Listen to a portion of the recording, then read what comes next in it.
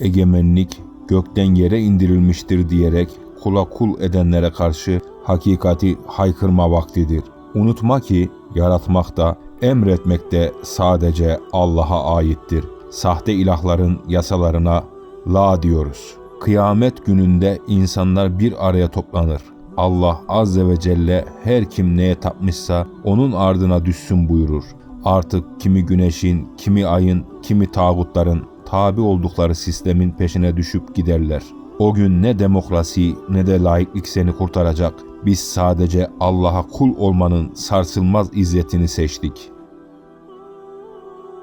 Uyan, geç olmadan kendine gel ve sadece Allah'a kul ol. Egemenliği kula verenlere değil, mülkün tek sahibi olan Allah'a teslim ol. Şahitliğimiz mübarek olsun. Bismillah.